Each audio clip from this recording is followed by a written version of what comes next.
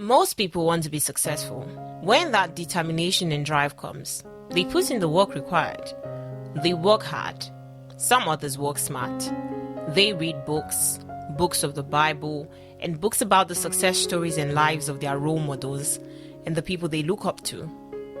However, the media and most people have a way of refining success stories that makes it unhealthy, such that instead of giving people the corrective directions and demands of success, the stories rather create unhealthy competition, making people set unrealistic standards for themselves. And when they meet those challenges, obstacles, or failures as should be, they start feeling like they either made a mistake, have failed in life, or that achieving success was never meant for them. One unhealthy habit of people, and even Christians, is the habit of conceding truths of success, only glorifying the result without speaking about the process. People only talk about the phase where they have achieved and acquired all they aspire to achieve. They rarely talk about where they came from, how they started, their background, how rough things were, how they managed to pull through. And if they were to talk about their past or tough times, they only speak of their motivation to keep pushing, the why and the reason for the desire to succeed. People rarely talk about their past, and what most people do not talk about is the process of becoming, the transition process from whom they used to be to who they are presently, the process on how they got to where they are now, the seasons of their lives they had to go through, of which most of those seasons were not good times because the process is never easy. Let us talk about the transition process. There's a period between who you used to be, when you discovered who and what you wanted to become, and how you finally got to where you are.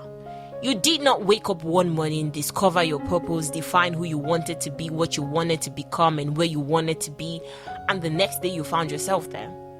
There was a period between both phases, and that period is called process. That was when you were transitioning from who you once were to who you are now. The transition process is never a bed of roses. It's more of thorns and thistles, because this is when you face your most difficult challenges. That is when you face your most defining moments. This is a period when you have to choose between still sacrificing for your future, which you cannot see, and even though the vision is clear, the path to becoming does not seem bearable, or giving up and settling with the now, with what you have now. Knowing that once you settle, you will never get or achieve all you want to. Now, making this decision might seem clearer because you know you have to choose your future. But while you are in the process, still being hit from all sides by different challenges, spiritually, physically, health-wise, financially, emotionally, mentally, making that decision will be the toughest you have to make. In the journey to success, people always advise, never forget your why. Never forget the reason you want to become this in the first place. Never forget your purpose. Keep the passion alive and stay burning. However, when you get into the transition process, the reason for your why might become vague, because at that moment it becomes easier to have your judgment clouded with all the negative things that you are experiencing, forgetting the bigger purpose of it all. The process is when you will face the most struggles, when you move from one challenge to another. You will get some aha moments because you think you have figured it all out, and just right after that comes a bigger challenge, one you thought you were done with or would never experience. The process is not the most encouraging, because at this point it is difficult to say how you feel or talk about your problems with anyone, even with the people that you trust. James 1 verses 2 through 4 talks about this process, but not just. It also talks about why the process is needed and how important it is to pass through this process for a more fulfilling life. When people say that they want to make it young in life, they must be taught to prepare themselves for this process early enough and be ready to do it alone with no one else but God, because at some point you cannot communicate how you feel. You need help, but you do not know how to ask for help. James 1 verses 2 through 4 says, "Consider it pure joy, my brothers and sisters, whenever you face trials of many kinds, because you know that the testing of your faith produces perseverance. Let perseverance finish its perfect work. Let perseverance finish its work so that you may be mature and complete, not lacking anything." God does not give us blessings that we cannot manage.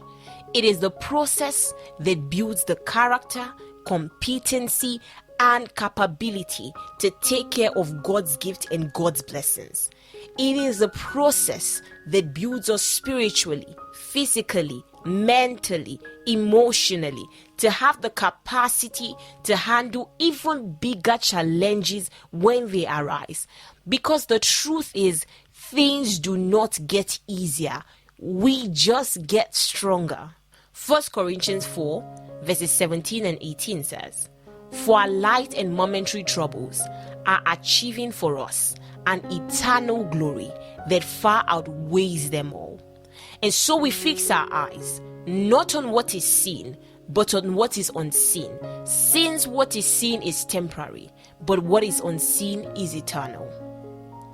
This verse of the scripture gives a reassurance that the process is temporary, and most importantly, the result brings the glory. The result brings the success we are striving for all along. The result brings the success we were striving for all along. It also tells us where to fix our focus and our gaze, to fix our eyes on what is unseen, because that one is eternal. Our unseen success is the life that we have been working hard for, and it builds the legacy that we would leave for posterity's sake. It also encourages us to bear the temporary discomfort, because that builds permanent freedom and testimony. It may not be easy, but it is always worth it. There's more glory in talking about the process, being vulnerable with our struggles. Not everyone will give a nice welcoming reception. Some people will bully and mock you, because, well, the internet gives everyone an option to air their mean, unwanted opinions. However, countless others will be encouraged by your story. Without your struggles and the story of your process, your success story will be empty. Your story gives value. Your story encourages. Your story strengthens. Own your story, because it becomes part of your identity. It gives the recognition that takes you places. Own your weaknesses, because they point to your strengths. Own your failures, because they help you identify your wins. In 2 Corinthians 12 verses 8 through 10, Apostle Paul spoke of the time that he faced a challenge when he was confronted by his limitations. He said, "Concerning this thing, I pleaded with the Lord 3 times that it might depart from me. And he said to me, my grace is sufficient for you, for my strength is made perfect in weakness. Therefore, most gladly, I will rather boast in my infirmities, that the power of Christ may rest upon me. Therefore, I take pleasure in infirmities, in reproaches, in needs, in persecutions, in distresses, for Christ's sake. For when I am weak, then I am strong." He was confronted by a challenge and he took it to God. But God did not remove the problem. God rather gave him the grace and strength needed to still walk despite the challenge. There are some challenges that we cannot run away from. We just have to learn to grow through them. God bless you.